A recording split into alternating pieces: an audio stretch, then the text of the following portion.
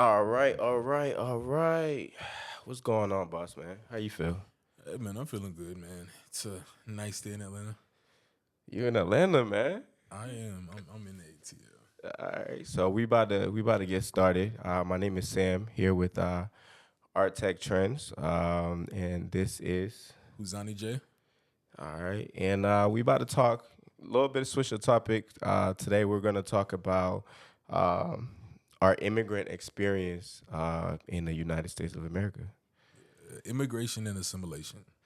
Immigration and assimilation. And I feel like that's the perfect topic because number one, it's a year of elections. There's lots have been said about immigrants and stuff like that into the Big country. facts. And there's a lot going on. So we just want to talk about it, give our account, and go from there. But how you feeling today, man? First and foremost. Hey man, I'm feeling good. Out of a 1 to 10, I think I'm at about a 7. Okay. Yeah. Okay.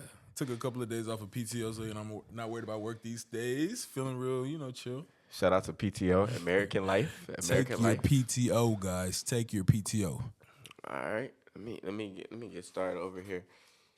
I feel like my hat is fitting for today because I'm here as a black man to discuss What did you say? being an African man.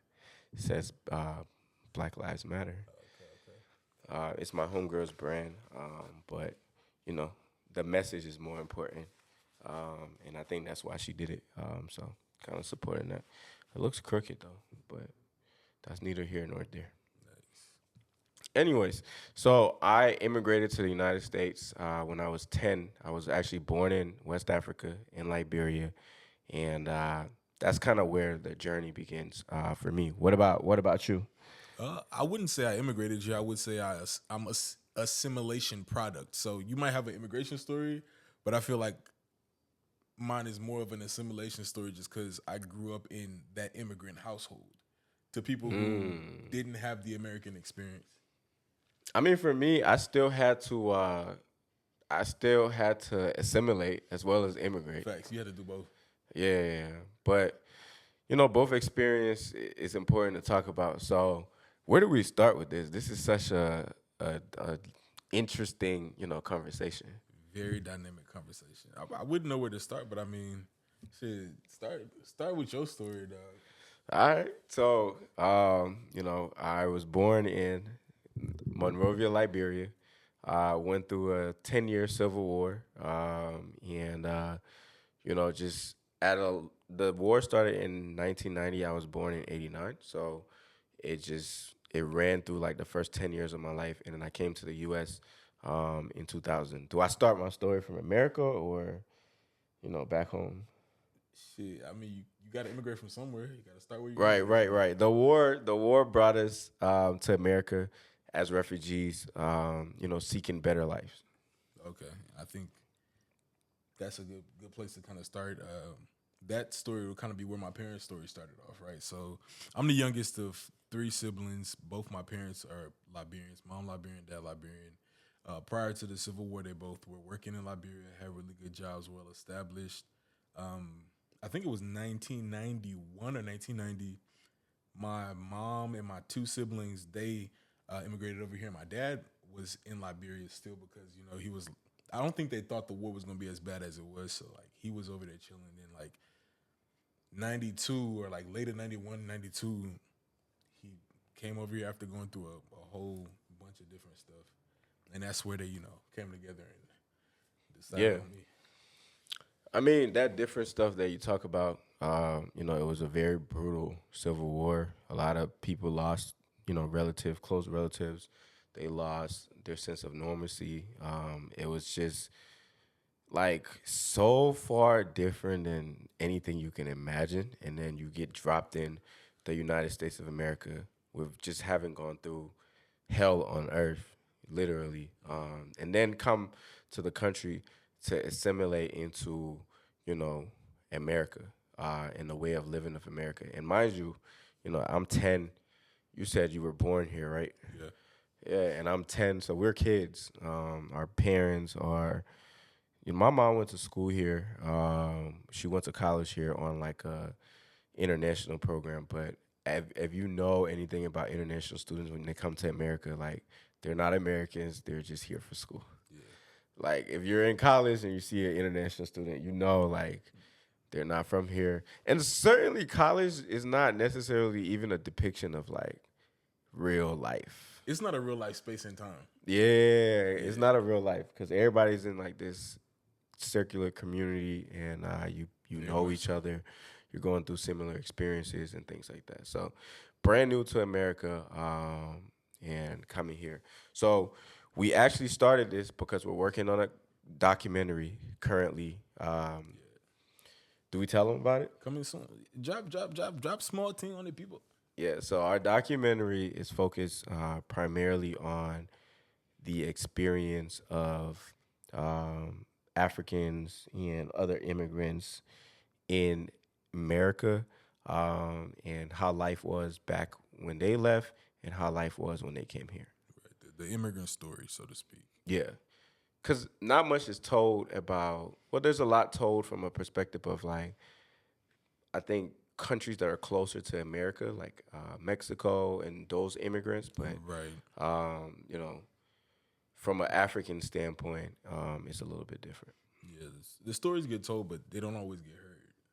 Right. Yeah. The stories do get told; they don't always get heard. And for us, we want to do something that helps our community know that we all go through the same things, and also, for me, let other people know just what the experience is like being an immigrant because people think it's free stuff nowadays. Do they? Is that what the thought process is? I hear things like people taking people's homes, their Taking money, people's jobs. their jobs. The immigrants are taking the black jobs. I'm black. Like, it's very it's just an odd time, I would say. It is a different time to be in, a different space to be in for sure. Facts. But yeah, so how do we want to do this? Like, do we want to ask questions or? Yeah, shoot. Okay. So we'll just go back and forth. Like I ask a question and you ask a question. Yeah. All right. So when did you realize that you were born in America? Your first day of school, did you realize that you were not? When did you realize that you are born in America but not American? I realized I was not American when I tried to speak colloquia around non-Liberians, and it was like they wouldn't understand it. Like it was like, oh, this is only spoken in my house. So that's interesting. Because when you're a kid, like I have kids, like when you're a kid, like you're pretty much your household, your community is your household at that time. Yeah. So you went to school, was it first grade, kindergarten? I think just as early as I can remember, maybe kindergarten probably. Yeah, so you're speaking in your specific dialect and people are like, what? And it's not even my specific dialect because granted, I'm American. Yeah. But my cousins, my aunts, my uncles, my parents, like they were speaking colloquia in the house. So for people that don't know what colloquia is, what would you describe colloquia as? Colloquia is like our pidgin English, or the pidgin that we speak. It's like our broken English that's a hodgepodge of, maybe some of our traditional Liberian dialects, the Caribbean influence into the English, and then our English creates Liberian colloquia. Yeah. I think that's a well put. And then, a part of Liberia was founded by freed slaves that went back to Liberia. So the English that they got from here as well as slaves and coming in and trying to teach natives how to talk like them, it just ended up in a mix. Big facts. But we communicate though. And we understand it. Do we communicate? I mean, do you understand me? That is true. But yeah, so like when you heard that in the school, like how did that make you feel? It made me feel like I needed to pronounce my words the right way. Like there's certain words that you would hear in your house, and it's not the way how your parents pronounce it is not the way it's supposed to be pronounced. So that's the right way, or that's the right way in America? That's just not the right way. Like the first fruit would be apple. Go into school and be like, oh, can I have an apple? A what? Apple. And you're American. You think that it's called an apple because your mom calls it an apple? Your dad calls it an apple? but in school it's called an apple. So what are you asking the teacher for? Right, right. So it was things like that, realizing, oh, okay, the way how my parents are saying it is not the way it's supposed to be said. So let me relearn it for myself. Nah, I agree. I think that's one thing when I first came here, because when I came here, I was in sixth grade. So I already knew, because I was a little older, that the way how I talk versus the way how Americans talk is different. So I was very quiet in school, just trying to perfect this accent that I'm talking in right now. Just trying to like make sure that people are able to understand me without not. I guess it was just I just didn't want people to misunderstand me. Okay. It wasn't really like I'm trying to change my accent to fit in. I just wanted to be able to communicate in what I consider a brand new way of the English language. Okay. Because like there was a lot of verbs. Bro, I came here, I was in Atlanta in the South, and like spelling tests, like I was like, these teachers, I can't understand what they're saying. They were speaking English. Now I realized, but it was too fast. It was just a little bit different dialect of English. And I didn't notice I talked like that until I went to Paris. And now with my accent, the people that were in Paris, which were also Africans, they were like, yo, slow down. Like, you talk too fast. I was like, yo, that's You trippy. assimilated. Yeah, that was trippy. Yeah. Yeah. What what about your immigrant journey do you think you appreciate the most? Oh, that's a tough question. What about my immigrant journey do I feel like I appreciate the most? Um, I appreciate the fact that I know that there's a different way of living out there. So I am very, very appreciative of what I have currently. Okay. Like certain things like 24-hour electricity might seem like the norm to people. And when it cuts off, it seems like, the world is about to end. But for me, that wasn't normal. And I still, not to this day, because I've been here for so long, have a feeling that it's not normal. But I still can appreciate it on a long day. Okay. Yeah, I agree. Same to you. What about your not immigrant, but your assimilation and immigrant experience that you feel that you're most proud of? I think it's the identity in being Liberian, right? Yeah. I'm one who is very proud of being Liberian as much as we don't have the best of history behind us. Knowing that you're from somewhere, being able to identify like with a tribe, a culture, a tradition, like even the hat that I'm wearing, the back of it says Vi. That's like the tribe that my dad belongs to. So that's the tribe I'm from. So like being able to have that sense of identity is what I appreciate most about my immigrant story. So I know I heard you talk about it just now, and I wanted to ask you. Um, you said pride in your country, and most people will look at Liberia, and I went to Liberia and realized like we don't come from much, we don't have anything. Where's the pride factor come from? Like, what is it about like being from somewhere that ties you to that country in some way, shape, or form? I think I'm an outlier. I'm an oddball. Like if you growing up in Houston, right? I was born in Houston, like I said, but I was like the most African kid in Houston growing up. Like I used to wear the Afro in my dingo suits. That was me. I was a chubby little kid. I was a chubby little kid that used to be at the African functions, and it was like, oh, the boy culture so much. And the kids who was trying hard to assimilate Yeah. hated me for it. They was like, you look You how setting us back. What? They used to hate to see me coming, boy.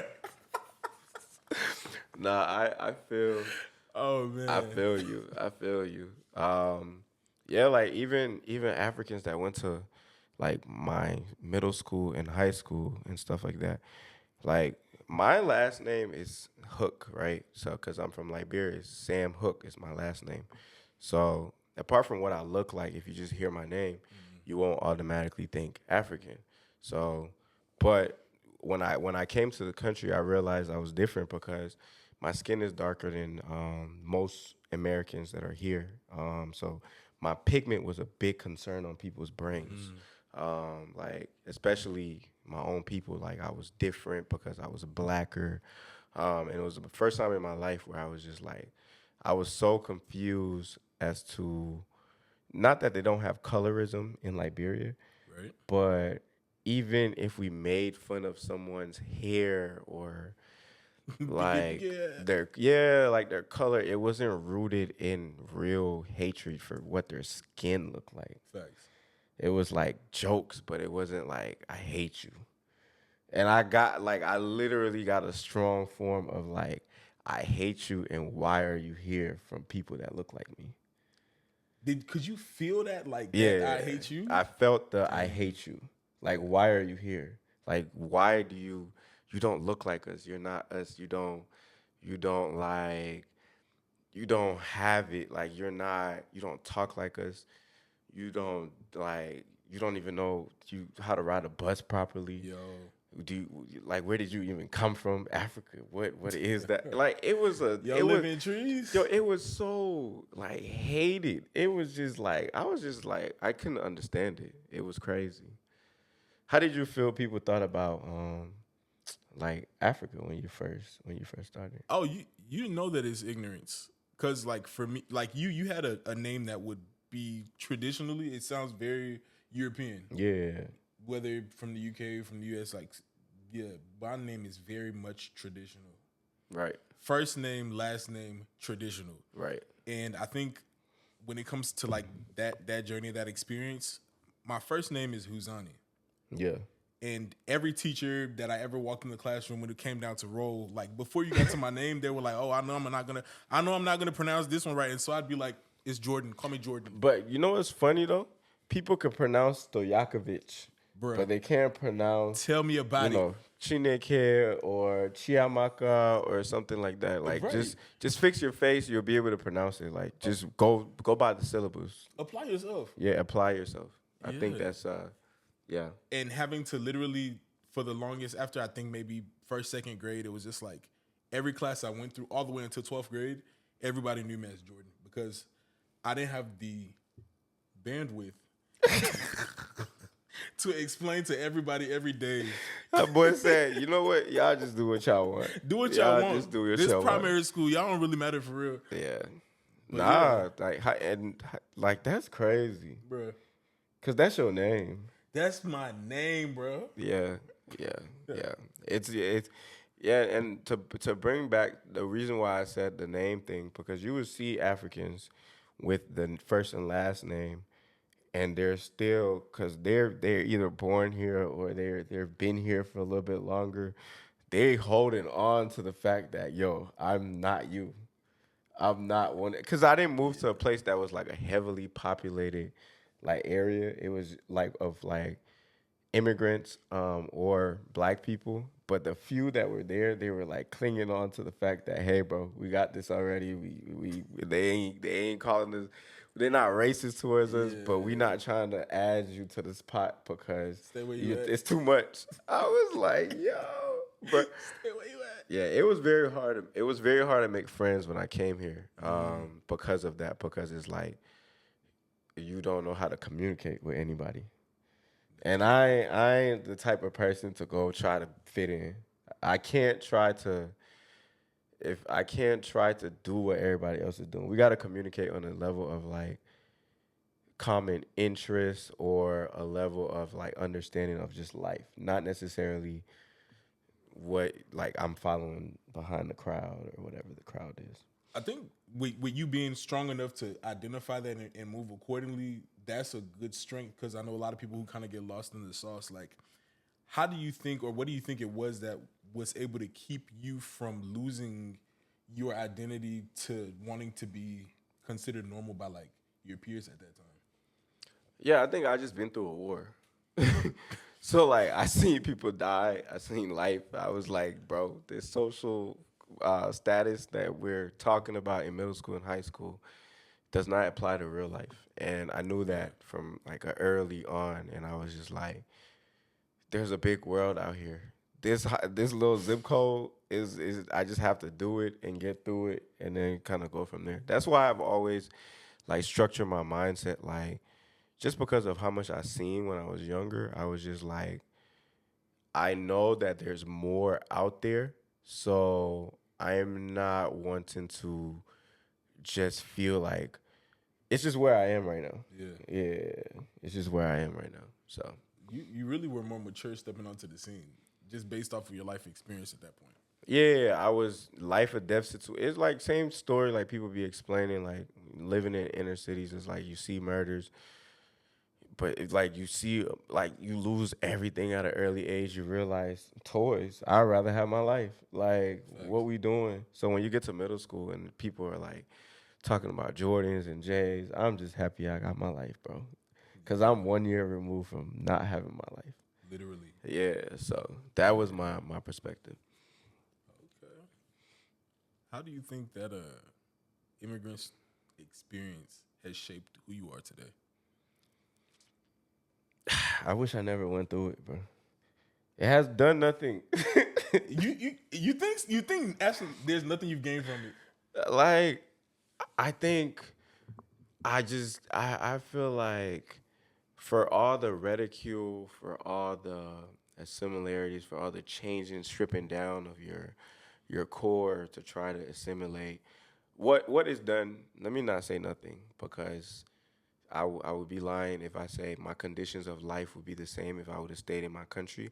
And because there's several reasons for that. Like I feel like so many things have been stolen from Liberia or Africa or all these countries that people are rushing from that there's a bigger thing going on than we actually realize.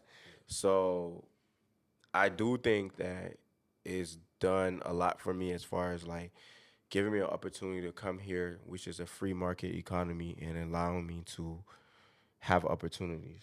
So I am very, very thankful for coming to America and being able to get out because I went back to Liberia in August and I realized like, okay, this is a trap. What This is was a it? What is trap. a trap? This is a trap. It's a trap, bro. It's a trap because it's like everywhere you go, like you could be the richest person in Liberia and you still gotta come out your house and just see pure just like poverty. There's love, don't get Abject me poverty, wrong. though. There's love. I love my people. I love the love that we have for each other. But I want better for my people. So when I see that every single day, I realize like, damn, I'm so thankful that I was able to get provided. Just opportunities, man. Just opportunities. Yeah. But yeah, just for the opportunities. What about you? What? What? As far as the immigrant Oh, experience, same question yeah, contributed to who same. I am today. Yeah, how does it Oh contribute? man, and mine is a secondhand experience, right? Because I have my immigrant experience, but it's removed by one step, right? Yeah, So I understand a lot of what my parents and family members went through, and then I have my side of the story. right. And what I was able to experience was I have two parents who are both well learned and lettered and were living, working.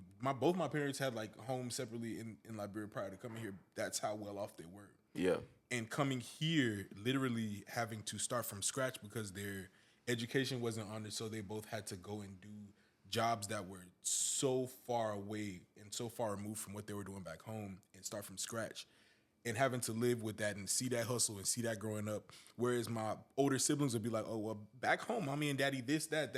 I mean, but we here now and it's like everything's flipped on its head. yeah, So having to live through that immigrant experience and understanding what that drive and hustle is contributed to my success.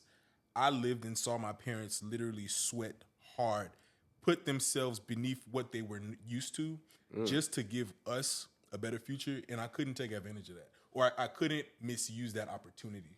So that's kind of why, as far as like my life has been geared, because you see people sacrifice so much for you. Like people sit here and they won't even move states. Best. They'll live in the same state for like 50 years and they'll like move around different counties, but they're afraid to move the state. Like you see somebody come all the way overseas, so many oceans for you. Like I feel like the one thing that I could do for them is to shoot, like give them a stress-free life afterwards. Like not bring shame upon their name, I bro. mean, that's the thing. You know, that's a big thing with Africans. They be like, you want to embarrass me?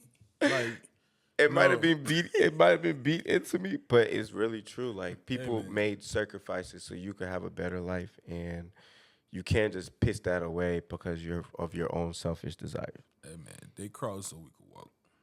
Facts, and that's how I look at it from that particular standpoint. I think that it's difficult, man. It's hard to leave your country, especially this country where it's like you need papers to do everything, and it's hard to get the right qualifications and papers coming from different countries to another one. So that was the case. Definitely. Okay, okay. So as far as growing up and things like that, um, how do you feel about how you identify culturally now as a black man in America, and as a immigrant? That is a very multifaceted question. Um, because, and this is what makes it so interesting to be a like a black immigrant in America. Right, right. You have to identify with so many different uh Ethnic groups. yeah, so there's so many different experiences that you identify with. I didn't even so pause on that. Like when you just said, a black immigrant in America. Why would that be different than a European immigrant in America? Because a European, if we're looking at it as a white European, because there are black people that can be Europeans, but if we're talking about the white European, Yeah. if you're coming here and you're uh, identifying with a set group of people purely based on their race, you have the luxury of picking up whatever it is that race is picking up and whatever benefits they have on their race. Right. So, as a white person coming here from South Africa, Australia, Europe, you get to pick up on the benefit of being white even before they know that you are an immigrant. As a black person coming here, you pick up on if it is a benefit or if it is disadvantage. You inherit that disadvantage as a black person coming Facts. into the United States before they even know you're African. Facts. Facts. So you inherit the disadvantage of how us as black people are treated in America, as well as the disadvantage of how immigrants are treated in America. Exactly, a double So whammy. yeah. So I, you know, our African countries, like I went back home, were always fascinated about immigrating to these European countries, which are great lives and things like that, that you can make for yourself here. But the experiences of how you're treated sometimes is inhumane, like so to speak. Almost like slavery ended 1,700 years ago, but it's like got some new ones. Got some new ones that just came here, and then like people like it's almost like coming over and everybody on the plantation, and then coming over, and then you get seen, and you're like, well, shoot, them the new slaves now. It's Like different, man. it was weird. But anyways, back to what you were saying. No, yeah, that's just what I'm looking at it as we inherit those disadvantages that whatever black people are having, or if there are any advantages, we inherit those advantages. But Yeah. then on top of it, now you're on top of it African, and then there's another discussion that we can leave that there, but like then they go into the whole African versus like I think it's ADOS or whatever the acronym is, like the African versus the African American dynamic.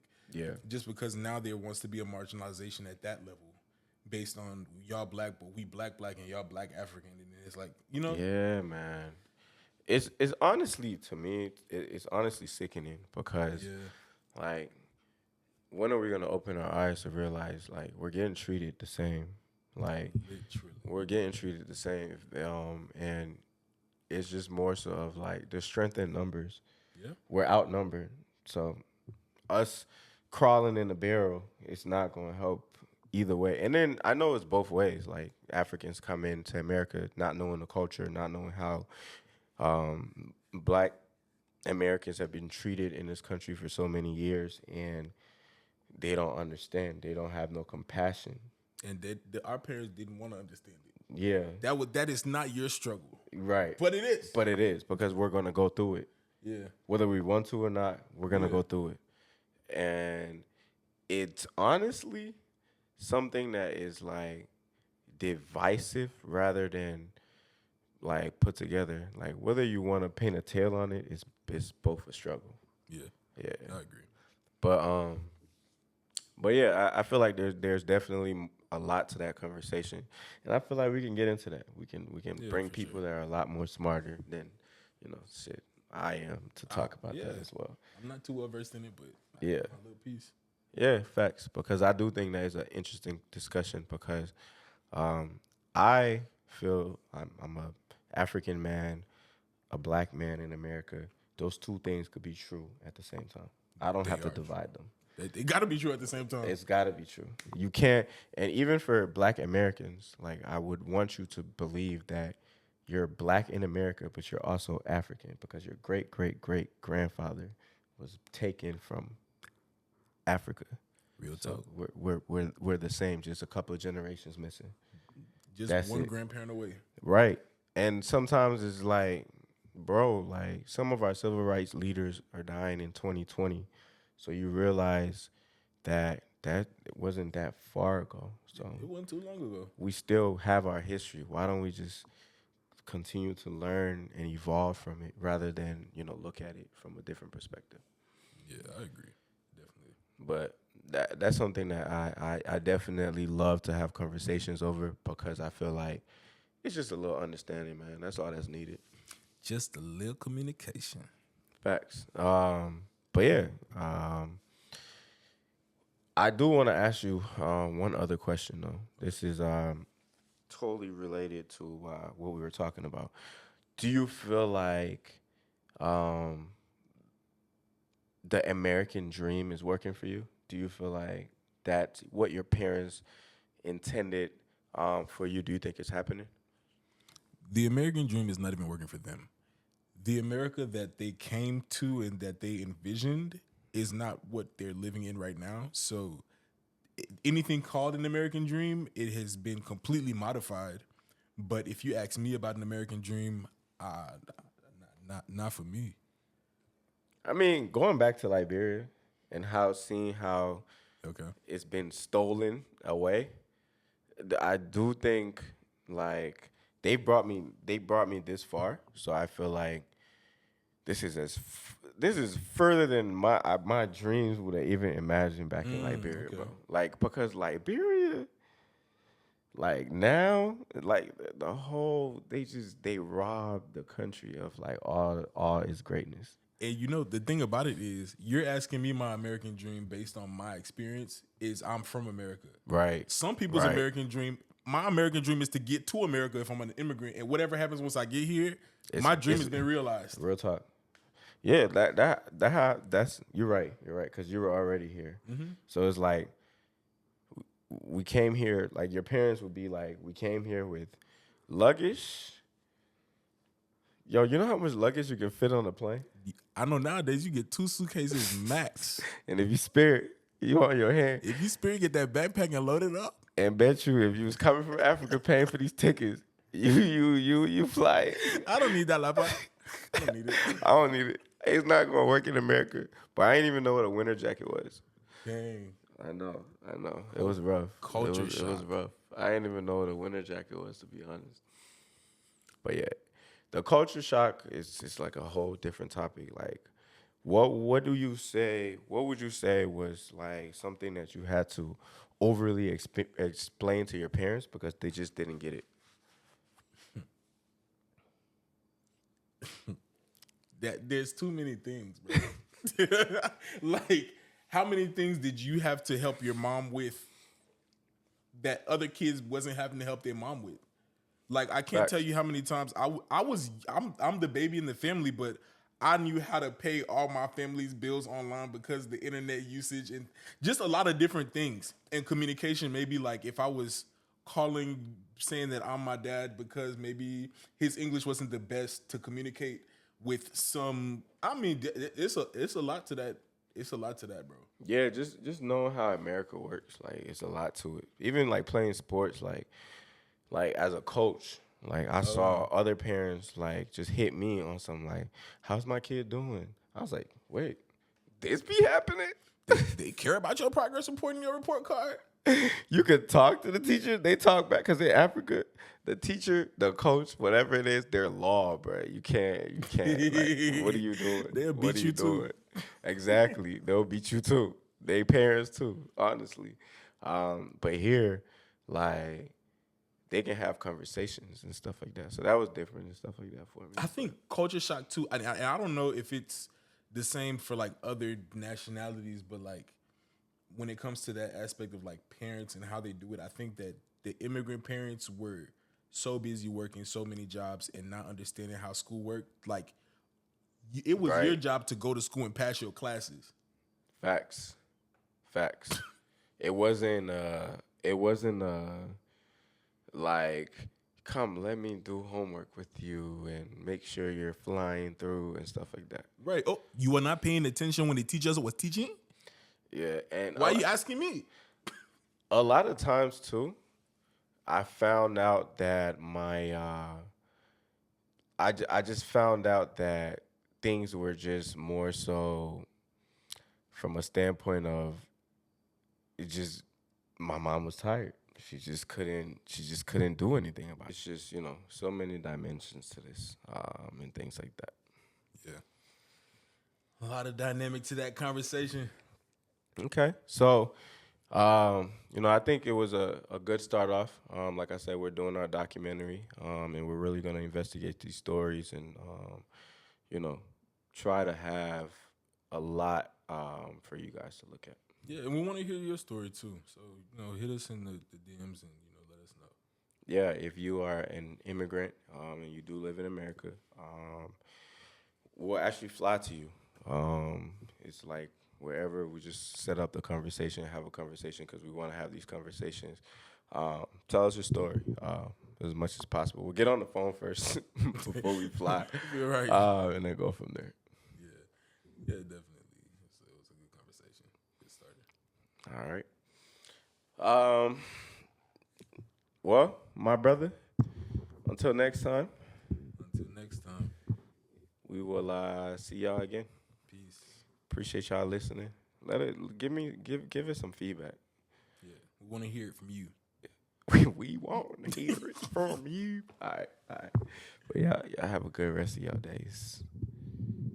It was smooth. Dang, that was smooth.